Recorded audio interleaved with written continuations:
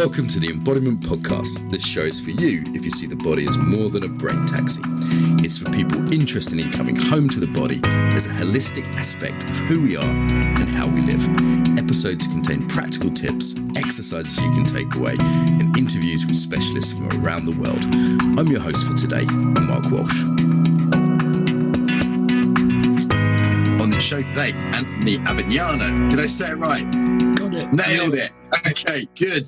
He is an extremely experienced breath worker, friend of my mate Jamie Katsu, I think introduced us to originally, founded Alchemy of Breath, the Asha community, describes himself as a rebel philosopher, an itinerant, a lover of love. I've heard so many good things. I'm looking forward to this. So, sir, welcome. Thank you. Thank you for having me here. It's a pleasure. How did you get interested in the body and the breath, Anthony? Well, how did that happen? Well, that's a story. I first met breathwork when I was 10 years old, and someone came and shoved a paper bag in front of my face and said, breathe into that. And so I did. And after about 20 breaths, he hugged me from behind and he squeezed my chest, and then he very gradually let me down to the ground. And I had the most extraordinary experience that I'd ever had at that point. You can imagine. I saw stars, and I kind of understood that there was something that made more sense than what surrounded me at that point in time in my life. I was a bit of an existential outcast from the beginning, and I was at boarding school when I was 7, and so this was a confirmation to me that there was something beyond this whole story that I was living at the time. And then I kept bumping into it. My first son was born when I was 18, and I had to coach his mother through a French breathwork system for delivery. And then after that, I did my stuff with yoga in my 20s and onwards, and with some Sufi breathing and holotropic breathwork and rebirthing. And I really understood it was interesting, but I never knew it was going to be what I would do. I mean, who would have thought that I'd be selling air after all? And but then one time I went to live in Asia, and I lived in Bali for about 13 years, and I got very ill. I got parasites, and this parasite is a pernicious one. It kills you, and it started to do its evil deed, and I was pretty much reduced to being still, and I was still battling, trying to figure out how am I going to make it through this. But I couldn't move. I couldn't even flinch. Any kind of tension would cause pain that would last for minutes, and it would become this perpetual journey. So I learned to lie very still, and I learned to breathe with the minimum of movement for about 8 weeks. I was lying in bed like this, and I learned what surrender meant. I learned that it's not just about struggling and striving and doing things, and my connection with life was breath. So I began to look at breath in a different way. There's a few things that we've said already. So you reminded me of early childhood experience. I think we did something a bit like that, but with a spliff involved, with it being behind and but also even before that, I think kids do naturally experiment with breath, don't they? They hold their breath, they hyperventilate. They that is sort of almost a fairly seems. A lot of children do. I've seen my niece and nephew do things like that. It seems they do something, that they're playing with the breath is one of the things kids do. Yeah, I remember doing that too, seeing how long we could hold for and hold out, hold in, all of those things. They were all games we played, yeah. And you mentioned a few sort of schools of breath work. So you mentioned holotropic breath work, rebirthing. Maybe you could sort of set the scene a little bit for listeners who, a lot of people have got into breath work literally in the last, say, 1 or 2 years. So they might have missed some of the stuff that's been going on previously. The first they heard about it was Dan Brulé or Wim Hof or you, and it's like there's been stuff beforehand. So maybe we should place some of the systems that have come before. Yeah, well, we're kind of in the second generation of breathwork right now. Its first incarnation in the West really started in the 60s with Stan Grof and holotropic breathwork. And Stan Grof was an extraordinary man, still is, and his collaboration was with LSD back in the 60s. He was employed by the US government and brought over from what was then Czechoslovakia. And so he was doing clinical trials for the government, and they then decided that LSD was not on, and they banned it.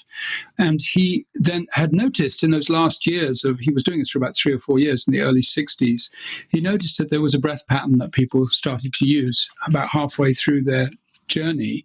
And it was all about what has now become holotropic breathwork. And when he asked them why they were doing it, they said, it's because it helps me stay back where I was, helps me keep the experience that I'm having with the LSD. And so he then, with his wife, Christina, perpetuated his research and then began the whole school of holotropic breathwork, which has remained intact and undiluted ever since. Then the other guy was Leonard Orr and Sondra Ray, and they really developed of knowing a man called Sai Baba in Hyderabad in India, and they started the whole rebirthing movement. And rebirthing, instead of remaining as intact as holotropic, has actually diversified. It's had several children, of which Alchemy of Breath is one, and many others. Dan's got his style. There are maybe 50 or 60 different types: breath of bliss, clarity breathwork, transformational breathwork. They're all kind of grandfathered by that original encounter that Leonard Orr had with Sai Baba in India. And this rebirth. So what you're seeing now is, sorry? Go ahead. So this name rebirthing, that's always confused me. Where does that come from? Is it just an analogy? Is it? I'm curious about that name. Yeah, it is. It's a great name, because when you think, I mean, here's the deal: we tend to forget about our breath from the first breath we take until the last one we let go of. We're not very conscious of it. So when you start to place focus on that, and I encourage people to do that when they breathe with me, to imagine what that first breath would have been like. It would have been completely unconditional, this grasp of everything, no filters, nothing, just a state of complete wonder and openness and curiosity. And so I use that as a way to get people to breathe that consciously. What if each breath you bring could bring that kind of possibility to it? But of course, we're kind of cluttered human beings with our psychological makeup and a very full frontal lobe and our operating systems that we have. So you have to make room in order to fit something else in. You can't just put more and more in your living room and expect to be able to keep adding more. So I tend to get people to associate their exhale with their exhalation with their final breath. What would that be like? What do you take with you? There's nothing that you can take with you that we know of. So I try get people to think of that each cycle of breath as a birth and a death, because it is, potentially. And it will be eventually. And so when people begin to associate that kind of importance to something that we take for granted, something happens. Just giving the attention to it changes things. Mm-hmm. Mm-hmm. So it seemed from the research I've done of you, just only a little bit, that it seems like kind of consciousness and awareness is a big part of what you do, as much as the sort of, because some breath schools seem to be more just like, okay, we're going to increase the CO2 volume by hyperventilating. It's much more sort of medical, kind of scientific-y, kind of physical kind of side of things, whereas it seemed like the consciousness seemed to be as important for you. Being conscious of what you're doing is not a bad thing, right? So, especially about something so fundamental as breathing. But I promote over 40 different types of breathing practice. So it's not just one that I would promote. I love them all. I love Dan Brulet's work and I love Wim Hof's work. And I would certainly encourage everybody to try them all. And really underneath this, there's a potential to address everything that happens in life with the correct breath. So when we think of the breath being a signal of our state of being, or a symptom, if you will, of our state of being, if we're agitated, we breathe short breaths. Or if we're meditating, we breathe a very long, slow breath usually, or a shallow, soft breath. So when you begin to understand that you can actually reverse manipulate your conditions. If you're feeling too lackadaisical and you want to get activated, there's a breath you can do. If you want to calm down when you're stressed or panicking, there's a breath you can do. And kind of everything in between, from shopping to sex, whatever you're doing, there's a breath pattern that you could employ that will help you enjoy that moment more consciously. Yeah, this is really the fundamental insight of embodiment training generally, isn't it? There's a bi-directional link that, yes, posture, we could equally add posture or movement instead of breath to this whole framing and say, look, there's a way in which we have a certain posture or breathing pattern or movement style, and that not only expresses a way of being, but it can be used to create a way of being. Exactly. And that's the sort of key insight of this whole field, as far as I can tell. And some people specialize more in the posture or the movement or, other kind of things that are out there. But, I'm glad there's definitely breath specialists. Maybe you can say a bit more about this, where we find ourselves today then, because this stuff was in the 70s, lots of sort of hyperventilating, huffing and puffing, plus the sort of more yogic types techniques that are out there, the nostril breathing and this kind of thing. And it kind of went away a little bit, or was just in the background. And then all of it recently, it seems to have come back. And I don't know if it's because it's really, it's almost like mindfulness supercharged, that people wanted something impactful. They wanted something that would change their state strongly, or is it just fashions coming and going? What's gone on with this kind of second wave? How is it similar? How is it different from the kind of stuff in the 70s? That's a really good question.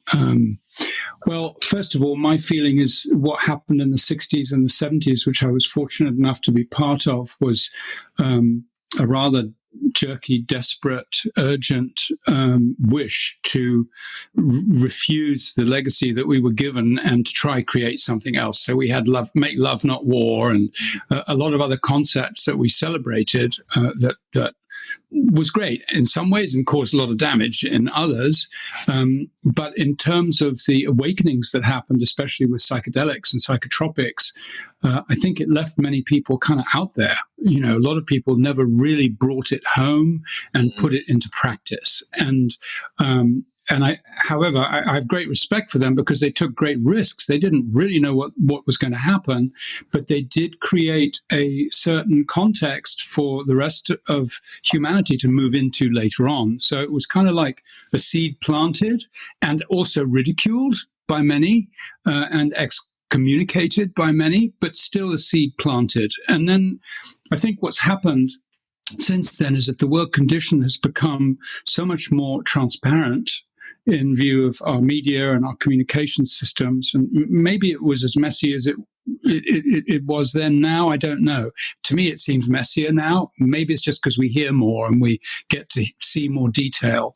But that's someone else to judge that one. But I do believe that what's happened in the wake of this tremendous shift towards plant medicines and psychotropics being used in a slightly more conscious way, that people want to bring it home now. They're not just seeking to get high. They want to bring it back into the body. And how can I make this work in my life? How can I really create a pivotal moment in my life? And I think that's the distinction to me.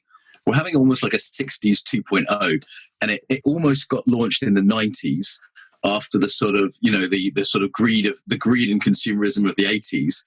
And then it kind of like wasn't quite really an environmental movement, came back in the 90s in a big way when I was growing up.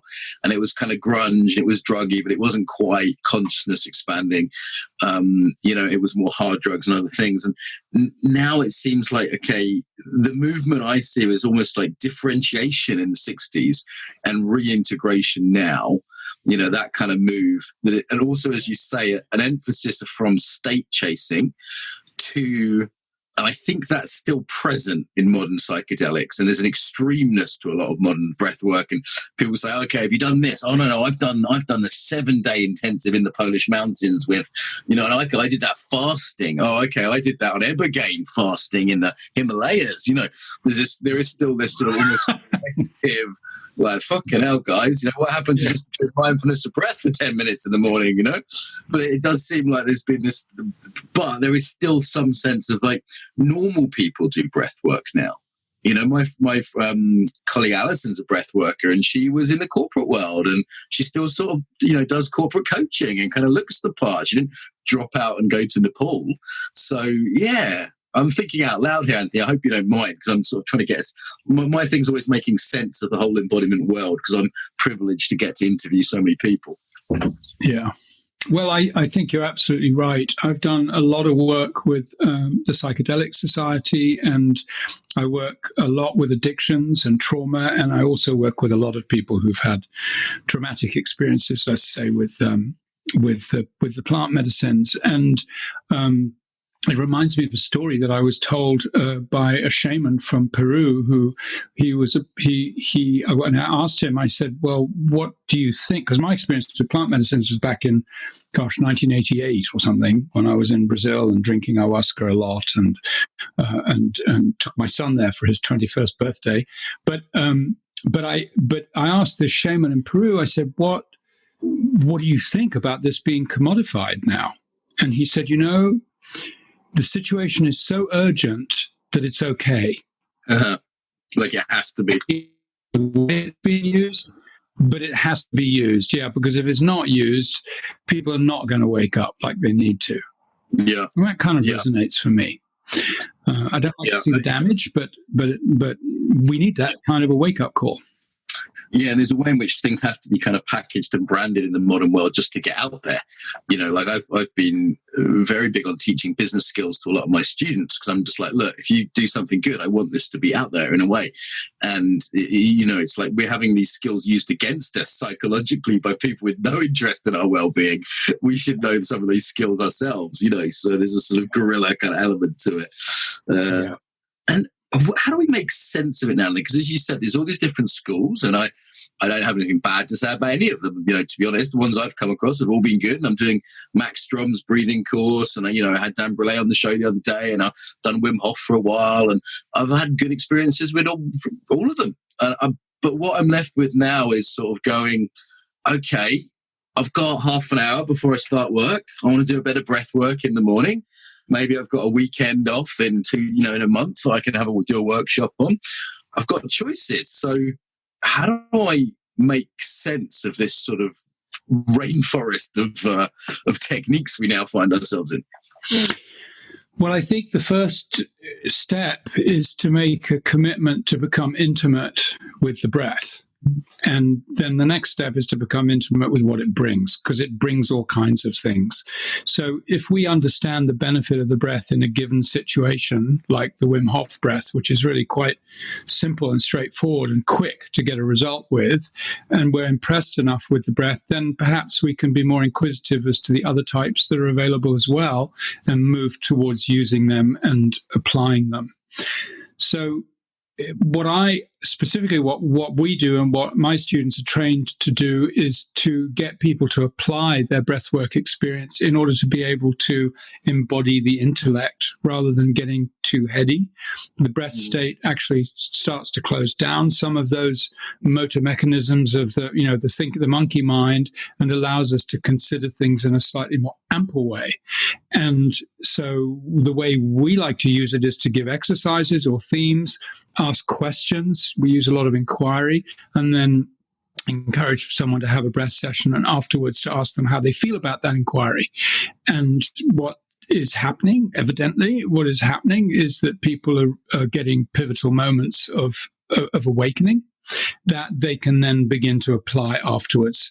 So I usually say it's not really what happens in the session, it's what you're going to do with it in between sessions.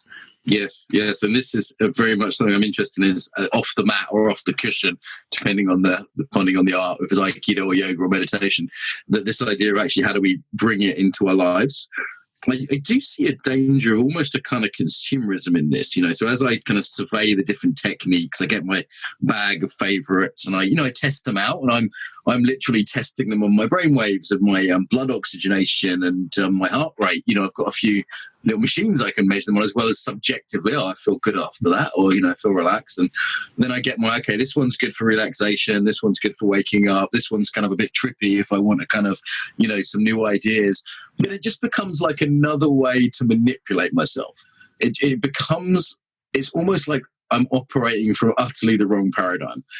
And I think that's maybe potentially a stage to go through. You learn skills You use those skills. They're practical. I'm a practical guy. It's nice to have a way to energize myself in the morning. It's nice to have a way to relax at night.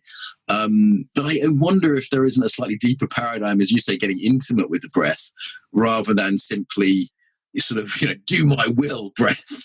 I have decided it's time to wake up, therefore. Do you know what I mean? Like, that just seems like I'm sort of in the wrong paradigm a little bit if I'm in that paradigm. I'm thinking out loud here because I've been playing with a lot of this stuff lately. Well, I think it's definitely better than not manipulating your breath and kicking it around. I mean, I think that's magnificent if we can do that. And it comes is that we don't have to make those kind of conscious choices. It just becomes more natural as you keep doing it. You just fall into a breath pattern when something happens. At a time like this where anxiety is on the rise, when people, or has been, perhaps a little less now, but at a time like this when anxiety is prevalent in our lives, it's a great... I've seen Max Strom's course on anxiety, and we're doing one ourselves. I'm producing one this month on anxiety, and the demand is incredible. So, but honestly, the secret is half the job is done if you decide to breathe. If you make that your first choice in any given moment, you don't really need all the training. Honestly, just that alone is the big secret. And so, if we can just take that choice, especially if we're in a dangerous situation. And this is the crux of my work, is I'm passionate about this because I want people to take the breath back to where they lost it in the first place, because that's where the damage was done. When you were a kid and you got hit or hurt or abused or shocked, you lost your breath. And at that point, something gets embodied.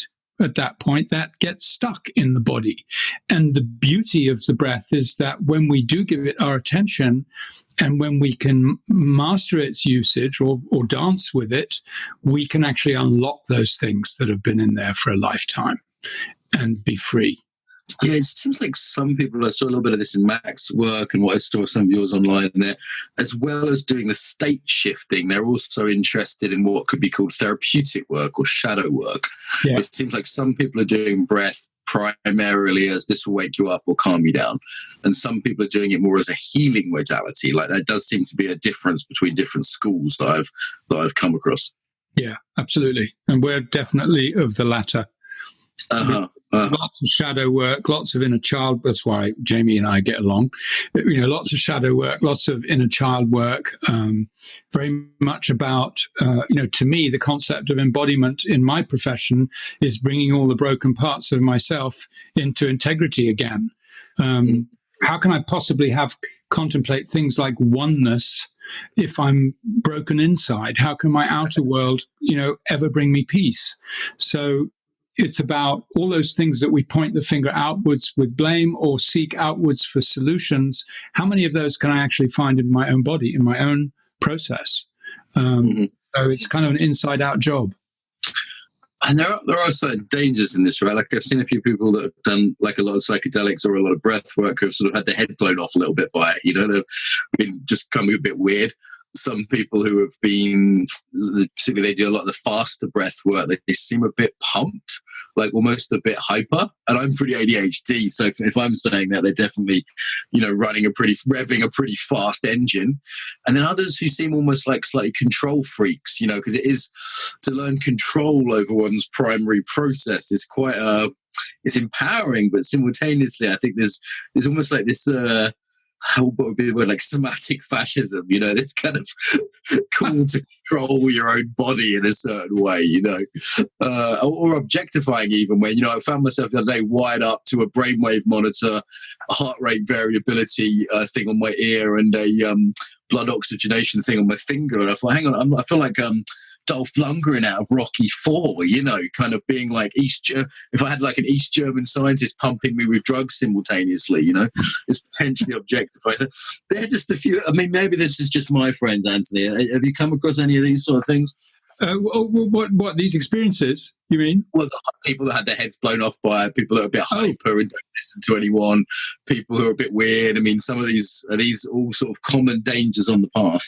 Oh, I think there's a lot of To me, part of our human condition is that we're separated from the womb and we're separated from something all the time. We always want something else. And I think that often what I see happen with people who are not able to hold the experience of a psychedelic is that they become even more separate from themselves. So I would treat that kind of condition very differently than I would someone who was ready to expand and explore out there in the unknown.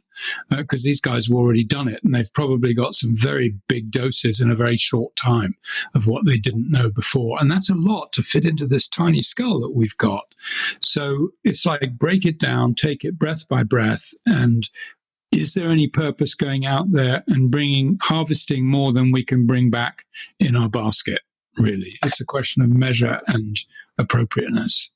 I really like that metaphor, Anthony. I hope you don't mind. I might take that. Can we, harvest what we can actually take in our basket and digest? Sometimes I use it as a metaphor. Yeah. But I think this is another thing that's changed since the 60s and 70s. It's like a little bit safer, a little bit safer. Like, hey, if you're like, I was watching one of your videos and there was a note there to say, hey, if you suffer from schizophrenia, you might not want to do this. And I was like, I really like that. I was like, okay, this guy's thought this through and he's taking care of some people out there, who might be counter-indicated to the particular thing you were teaching. And I really like that when I saw that. And then I thought, that's smart and kind.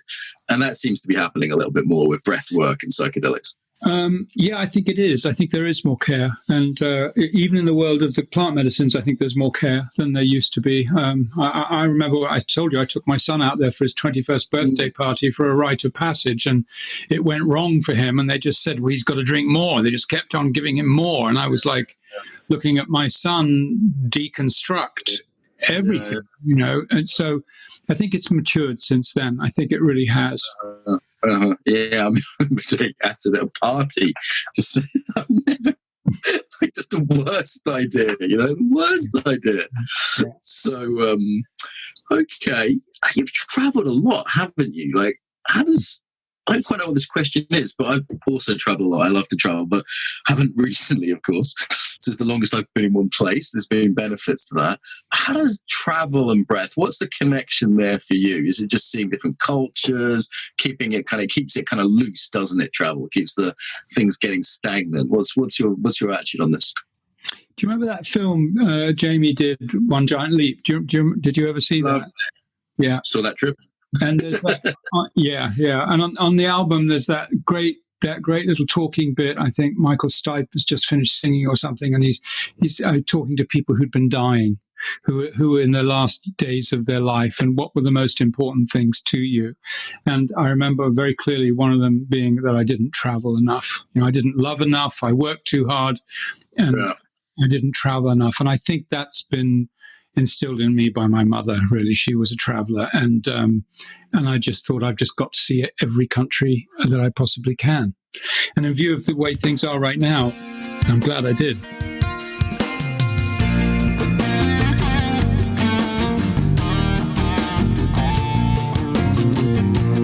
Break to tell you about our program. So as well as the podcast, we have various kinds of online training. So we have the Embodied Yoga Principles online training, as well as in-person training. Embodied Yoga Principles for yogis who want to get yoga off the mat, specialize in the psychology of yoga, unique postures. It's a 5-day training. We have one in Brighton, one in Berlin, and one in Austin, Texas. So if you go to Embodied Yoga Principles, you can find them. Also the online version of the training for people who can't make those dates. Excellent courses, the Embodied Yoga Principles training for the yogis. For the coaches and facilitators, we have the Embodied Facilitator Course. This is our flagship course. We offer it in Moscow, also in the UK. A 9-month adventure, real deep dive into embodiment. It's the biggest embodiment program I do. It could be like movement people who want to work in business more. We have people like dancers and martial arts teachers come to learn more about working in mainstream settings, but also for coaches and trainers who want something really well structured, who want to work on themselves, want to learn practical tools, learn how to work with the body in facilitation. If you can't make EFC, and it is a big ask, there's an online course we run called the Foundations of Embodiment Certification. So if you go to Embodied Facilitator, you'll find the in-person, and then -FEC FEC, F for Freddy, EC for Charlie, FEC. You'll come out with the foundations of embodiment certification and also do one-day events all around the world. So I'm just about to do a tour to Slovenia, Berlin, Copenhagen, Brussels, Amsterdam, and Brighton. The Brighton one is £10, which is like $15. So if you're coming from abroad, that could make that affordable. The Brighton one's always like a really big fun one, so that's coming up. Again, go to the Embodied Facilitator course to see all of these events. And we have a little online evening as well. If people just want a taster, again, that's £10. That's a 3-hour thing coming up as well. Embodiedfacilitator.com, embodiedfacilitator.com, and you'll find all those events or embodied yoga principles for the yoga ones. Okay, so that's the stuff that I sell. Oh, and the book, the Embodiment book. If you want to get my book and learn about embodiment through reading, you can also get the Embodiment book available at Amazon and no good bookstores. So yeah, there we go. Excuse the interruption, and back to the episode. Yeah, well, I wondered a few years back, I thought to myself, well, for environmental reasons, this might not become possible. Or, I would actually support a tax on air flight for environmental reasons, even if it would mean that I would travel a lot less myself because there's a greater good there. And I thought, well, maybe the economics of it just changes because, flights are very cheap around Europe, for example. And I just made it kind of like, what, actually, I do want to see the world. And I said to my wife, I said, we don't have kids. We're both physically well. I said, that might not last forever. Let's go to Australia. Let's go to Japan. Let's take some long, some real trips. And we spent 2 months traveling together. We'll probably do that again next year for a month or two. And just that sort of precious time exploring with someone I love that, you don't get that back. I'm not going to be an old man going, I wish I'd sent more emails. But I might go, I wish I'd sent what I mean? Like, I would always I went to New Zealand and I was like, I've always wanted to go here. In Japan, I went to an aikido dojo and I was like, there's something in this. And that's, even though it's inconvenient and uncomfortable and expensive, it's still like has value to me.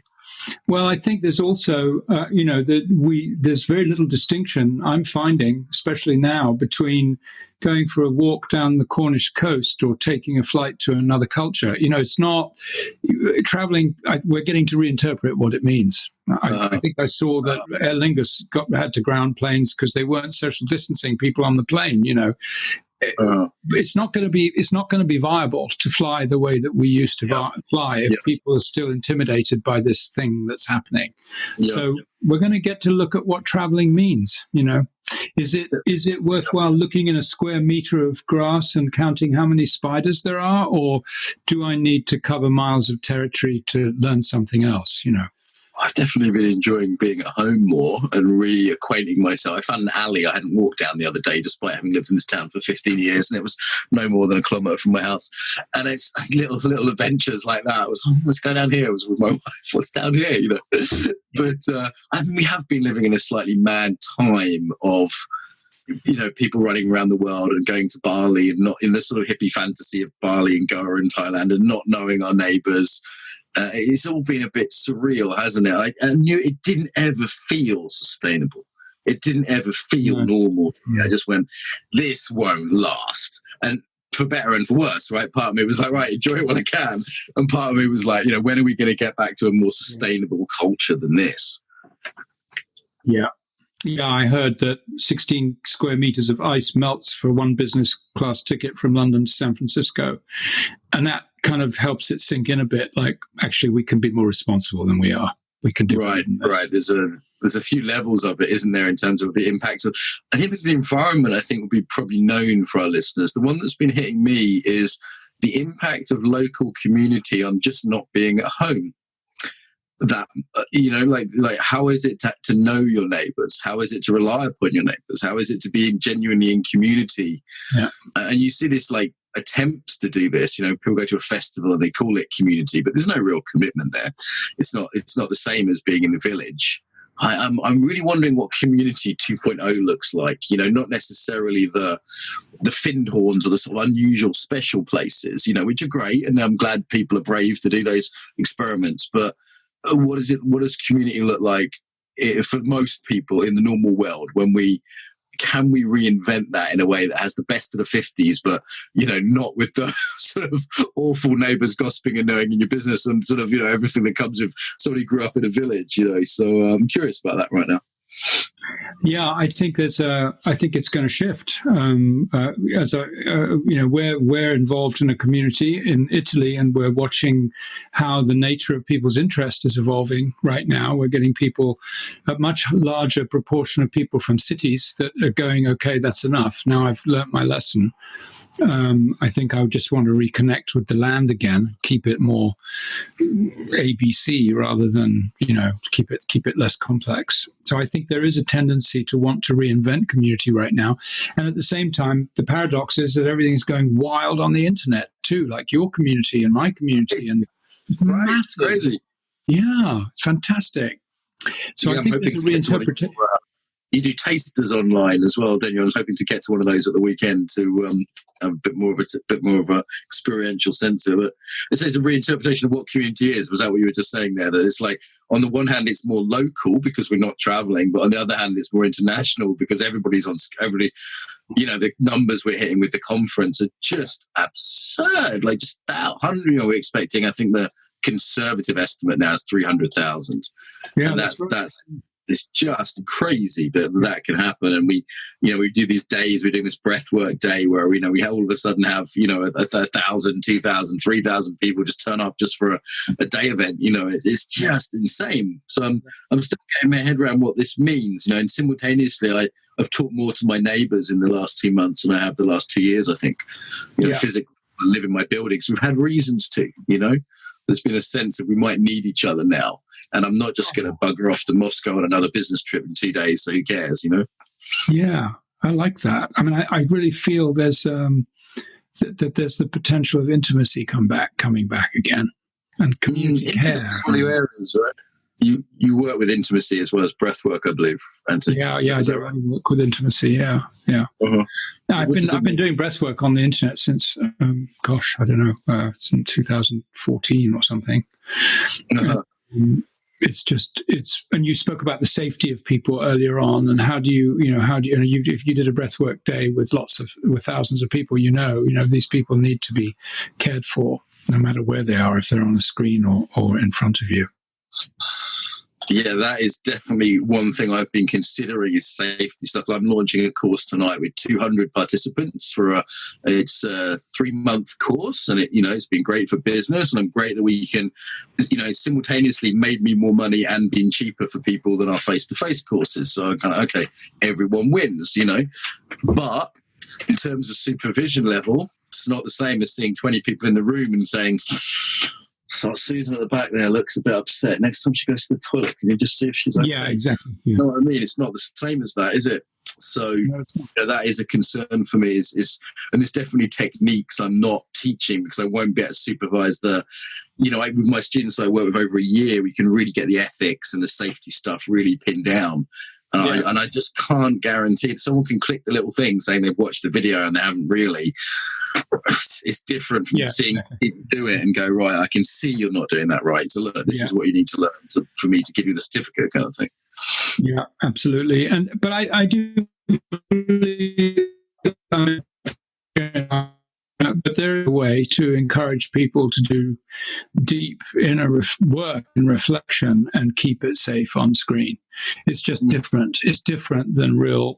In a room, you can also feel the general mood and the resonance of the combination of people and all of those things. But on screen, you still can, but it's just a little different. Now I'm finding, because our groups are getting bigger than 1,000, that we're starting to use a webinar format. And that's another whole level of taking care of people, because it's like you're more on television and you've got to reach out there and make sure that they feel held. And you can't, you can see a chat box, but it's like ticker tape. It's like flying so fast that you can't read anything.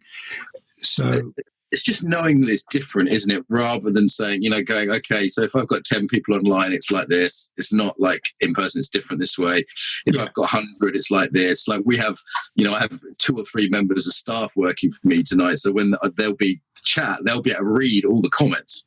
right? Well, I'm teaching, and they'll give me greatest hits if I've missed anything, and they'll send me a little red direct message saying, hey, you might want to, check on that. There's things we do like that. We have coaches now who come in and do groups of 5 people to, after the big seminars, they can kind of check in and answer any questions. It's about developing skillful means, which is what teaching has always been about, isn't it? I mean, in some ways, nothing's really changed. It's just different skillful means, I think so, but it's also kind of puncturing new possibilities and methods and delivery systems, and that's the fun to me. Is that being a pioneer is a lot of fun. There's a lot of juice in that for me, and also I'm sure for you, it's like your own studies and your own processes and your own learnings need to stay happening, otherwise you get stale. Constantly, every day, I'm working my way through 2 online courses at the moment while writing my own book and doing all the normal things I do. Just every day, even if I just watch half an hour of Christopher Wallace or half an hour of Max Strong, I go, okay, I've learned something. I've tried a new thing. Do you know what I mean? And I mean, I'm very lucky if I have access to. I can text them afterwards and ask some questions. But it's for me, keeping learning like that is the only thing that keeps my own teaching fresh. Yeah. And I think it shows as well, like having people on the podcast. It's an ongoing inquiry. It's not a marketing platform. It's a genuine curiosity to speak to people like you. But, what's your lead edge right now, Anthony? Then what are you discovering, or and sort of related question? Where do you think the breathwork world is going? Well, I think there's some danger. I think it's going to need regulation because there are a lot of sprouts coming up that are not being tended too well. So I think one needs some caution when one views the thing as a whole and be selective. But my own edge right now, I'm actually looking for a new one. My last 5 years has been really devoted to, as I said, applied breath work and a lot of shadow work and a lot of inner child work. And I think what I'm understanding is that, I said this morning in a class, the amount of time it takes for us to come back to normal after we've been triggered by something or somebody that said something seems to be the same as the amount of distance we have to travel to recover that inner child that we left behind somewhere. It's like that time. Sometimes it takes days if you've been upset by something. You just like your stomach's all turning. And why are you still upset about that, Mark? Come on, you read the email 3 hours ago. What are you we're having dinner? Why are you still talking about it? Let it go. Yeah, exactly. There's another ones where you get the email and you just want to reply and you start, and then you're hovering over the send button and I'm going to do it. And you just entered the greatest argument you ever lost, because you pressed it. I did one of those yesterday. Really should have done. Should have just left it 5 minutes, calm down. I wouldn't have sent it. But So that's a pretty current topical subject for me. I've been researching a short process I've been doing. It takes about 20 to 40 minutes, and it's about recovery of parts of the self. And it's going to go out there in a book, I hope, next month or the month after. I'm a bit like you. The book is written, but I think I'm on my 13th edit, and I have to keep adding a chapter each time. So, my designer, Matt, God love him, he's so patient. Every time he does a design for me, 2 weeks later, I've got an updated version because I've thought you, and I probably just wait. But it's part of the process, isn't it? Teaching, writing, designing memes, whatever it is, it's part of the process of creativity. I have to think out loud or think out external and then go, it doesn't quite work, and we can improve that. So any favorite breathwork techniques? I know it's kind of a strange question for a man that's got loads. Do you have any sort of classics that you would say to anyone listening? Listen, maybe you're not going to become a breathworker and get trained by me or Dan or whoever, but you should at least know this. Would you have a kind of like these 2 or 3? I've got a couple. Everyone's toolkit. Yeah, I've got a couple, even 3. I'd say first of all, as just a breath awareness, a level 1 breath awareness exercise is to know that the lungs are like a balloon. They don't just come forwards and upwards. But if we take a breath, that's kind of what we do, right? We stick our chest out or our belly and we raise our shoulders a bit like that. But we don't consider that there's other possibilities that are happening there too. And so I call it the balloon breath, which is just, first of all, to take a big inhale and to experience your rib cage open sideways for the first breath, and then So inhale and expand sideways, and you can discover, oh yeah, there's something that wants to move sideways there, but I never thought about it before. And then the other one is it actually does the same going backwards. If you give attention to your spine and where the ribs meet, and you can actually feel that it'd be very natural for it to expand backwards. So in other words, we can then start to get a 360 expansion when we breathe. And sometimes when I do this, I get joint release. I get clicks coming out of my back going, oh, thank you. I've forgotten there was space back here. So breathwork is bodywork, isn't it, really? Yeah, exactly. I think that's a really handy breath to have. Another one is what I call the transformers breath, which is about activating the vagus nerve. And it just gives you that feeling of well-being. And the best way to describe it is sometimes when you eat a meal, halfway through the meal, you might notice there's a point where you go, yes. The bath, or the toilet. Yeah, exactly. And that's the vagus nerve, because your belly's pressing against your vagus nerve, and it's just like, oh yeah, it feels good. So the transformers breath, I start people off with an in-breath of 4 and then an out-breath of 8 usually, and it's all through the nose. So it's a really simple 1, 2, 3, 4, 8, 7, 6, 5, 4, 3, 2, 1, and then back again, and we keep doing it. I don't know if you want me to do that now or not. I don't want to waste time. It's just okay. I think people get I think it's definitely worth knowing that lengthening the out breath and increasing that ratio is just relaxing, whether you do it alternate nostril, add a breath hold and do like a classic yoga 4-7-8, or just make the out breath a little bit longer. Even if it's just, I've done whole meditation retreats where you did that for a few days, just slightly long on the out breath. And it, just having a tool like that to relax is so helpful. Yeah, no travel required. You can do it right now where you are at home. And you can extend that out breath to 30 seconds or more once you get used to it. And then you notice when you get more advanced, you notice that you're holding it back like the Ujjayi breath, you're holding it back in your nose, which is really good for your upper respiratory tract. It stimulates nitric oxide. And so it's a great upper respiratory tract immune booster.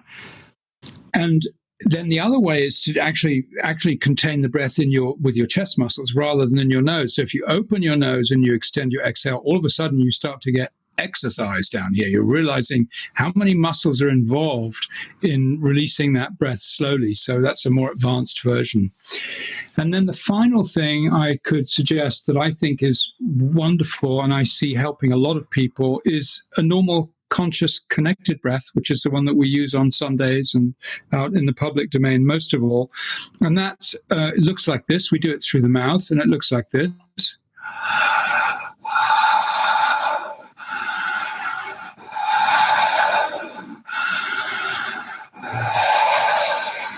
And that we do do it 27 times, i.e. 3 minutes. Don't be counting, and then free write for 5 or 10 minutes. And set your little timer on your clock or your watch so you can just write without having to think when you have to finish. And free writing can be on a keyboard or with pen and paper. Just don't stop. Just don't stop. Whatever happens, say, I've got nothing to say. I've got nothing to say if you run out, and then check it out after a week. And that's what I'm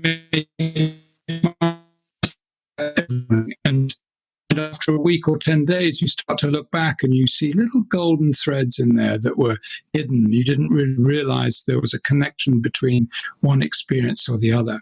But the key is to be able to feel okay about releasing the junk so you can get to the jewelry that lies in the middle of it somewhere. So don't censor, just write. Just keep writing. Let it be shit. It doesn't matter. And then go look at it later and see what it brings up for you. Have you really upped the breath work for I've been doing it for a couple of years, but I've really upped it the last couple of months just while we've had this, thing going on. I thought it'd be good for my lungs and this sort of thing. And I expected the increase of energy. But what I didn't expect was the increase of creativity.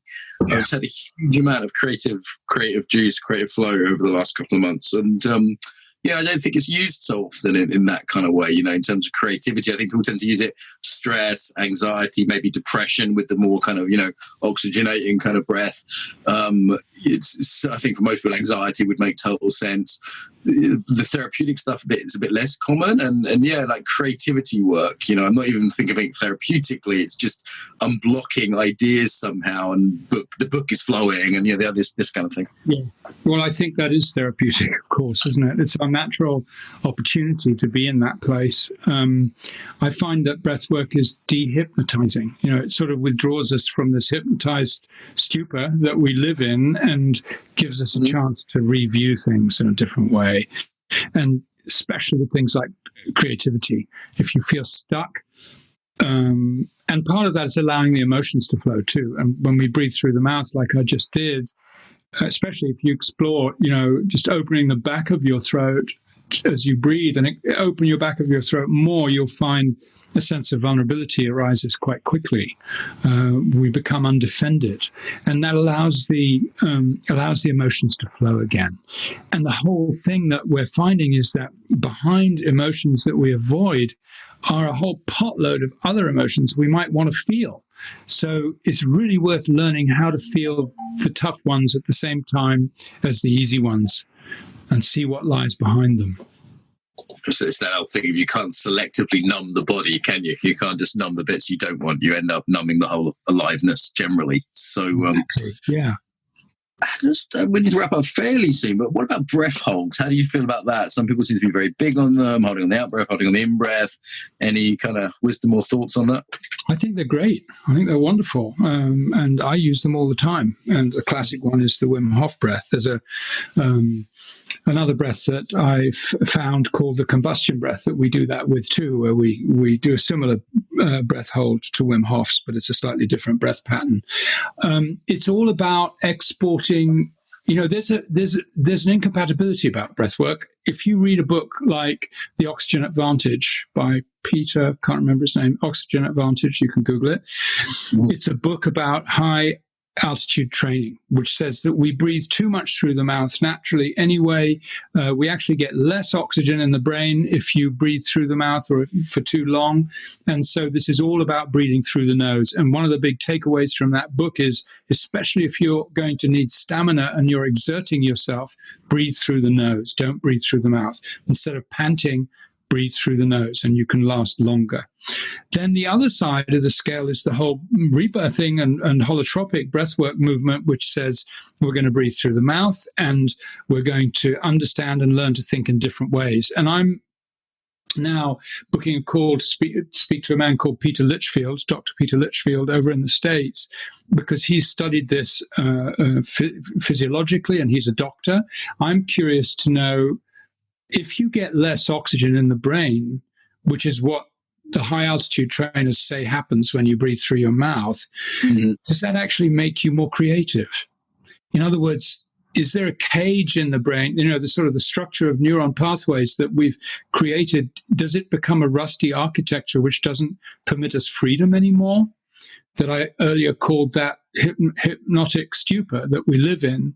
Is it possible that by actually shortening the oxygen supply a little bit to the brain, that we can hop out of our neuron pathways and start to think more with our body, for example? I mean, we know 80% goes from the heart up to the head and 20% goes from the head to the heart. So why don't we listen to the heart a little more? What would that look like instead of, so there's some interesting inquiry there to follow up on. I think we don't yet have a sort of unified field theory, right? Like that's Patrick McEwen, I think it is, the Oxygen Advantage, in that there's some counterintuitive stuff here as well, right? Like, carbon dioxide, that sounds bad. That's a waste gas. But actually, it's carbon dioxide that slows our heart rate down, isn't it? It might lead you to, I've been using a blood oxygenating device, and as the oxygen level goes down, the carbon dioxide level of my heart rate's half of what it normally is. And I think, okay, that could be quite restful. That could be quite positive for me. So you might think, there's lots of carbon dioxide. That's a bad thing, but not necessarily, right? Some of this is a bit counterintuitive. Yeah. Exactly. That we're on the front line here. I call the breath a miracle because it's our life source, right? It's referred to in every religious script in a fantastical way. But we're still on the eve of discovery of what it can do.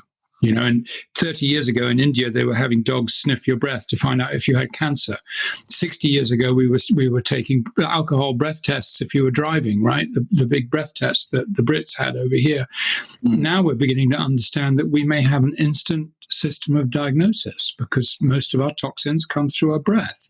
So it's kind of like taking your car in to get it. There was no old, in the old days, the guy would put his ear to the engine, but now he plugs something in and he looks on the gauges and, he put it on the exhaust pipe, but now they've got it electronically sorted. But it's kind of like that we could learn to read our breath as a way to find out our health. And there are many, many interesting tests like diabetes, Helicobacter pylori, a parasite, advanced warning of heart attacks. There are many different things that are available through the breath.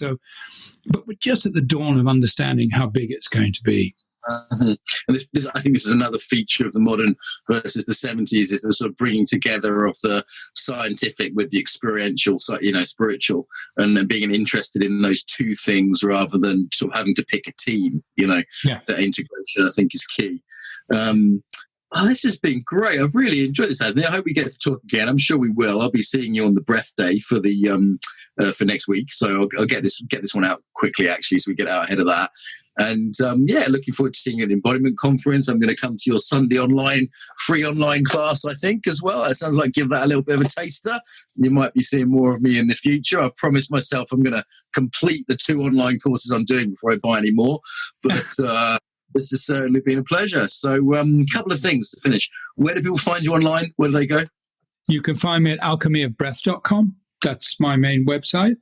And you could register for the Sunday Breathes there. They're free. They've been doing them for 4 years now, every morning at 9 a.m. and 9:30 a.m. and 5 p.m. UK time.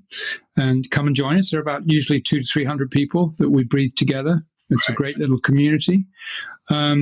And you can find out more about us on the website, really, why we do this, what the passion is, what our purpose is, what our vision is, and how we do it, too. We have a training academy. We bring facilitators out into the world every 3 months. We've got a new bunch of facilitators coming out. So I really enjoyed just sort of down-to-earth vibe around this. Sometimes people are a bit evangelical about breath work, and I've just been enjoying the vibe. Because I consider myself a bit evangelical. So if you're saying I wasn't, that's great. Well, there's a difference between someone being passionate and someone trying to convince you. You know what I mean? On the podcast, I hear both. And there's a subtle difference in tone between someone that loves what they do and is enthusiastic about sharing it, because why wouldn't you? And someone that's sort of selling an angle. You know what I mean? And there is a subtle difference. And I feel you can feel it. Listeners will probably hear the difference, actually, between the two groups if they listen with their bodies. Final message about the body, Anthony. Anything you want to say, sort of final closing message? The body is our archive. It has a memory of every single thing that ever happened to us. So what would it look like to open that archive, especially with a breath practice, and inquire as to what messages there might be? May we all become more sensitive to understand that the pains that we feel are late warning systems. What would the early warning systems be like? The early awareness systems that are in the body. So that would be my wish, that we could all learn more about that. Boom, I love it. Should we take a breath together to finish? Yeah, all right. Follow your lead.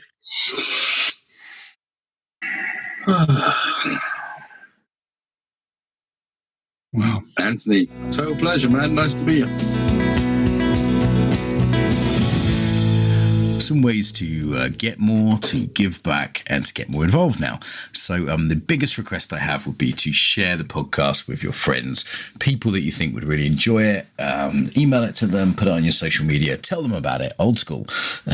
Really appreciate that. Equally, if you want to support us financially, you can go to Patreon. That's patreon.com/Embodiment Podcast and give us $1 an episode. And I'd say they're well worth $1. So that's less than £1 if you're in UK-ish. So yeah, please go there. On the embodiedyfacilitator.com website is where this is hosted. If most people I think listen to for iTunes. iTunes, we'd certainly appreciate a review. The way iTunes works means that a review means more people will find it. iTunes regards it as more important for searches. So even a couple of sentences review really does help as a little thank you to us. And if you want to go to embodiedyfacilitator.com, you can see the actual, links to the sites. There's comments on there. The Facebook group tends to be where people discuss things. So if you go to put in the Embodiment Podcast into Facebook, there's a page which is relatively quiet and a group which does have some discussion on. So I will reply to things personally there. So also on embodiedyfacilitator.com website, there's all sorts of freebies there. There's videos, there's free ebooks, there's ebooks you can buy. And of course, there's our newsletter list. If you want to stay in touch and learn about things like the Embodied Facilitator Course and our next Embodied Yoga Principles teacher training, then go to that website and you'll see a little pop-up and you can get the newsletter through there. Okay, so I think they're the main ones. Tell your friends, pay us some money on Patreon, give us a review on iTunes, send us your email if you want to be on the newsletter list, and get involved on the Facebook there. Bit long. Pick whatever you like that works for you.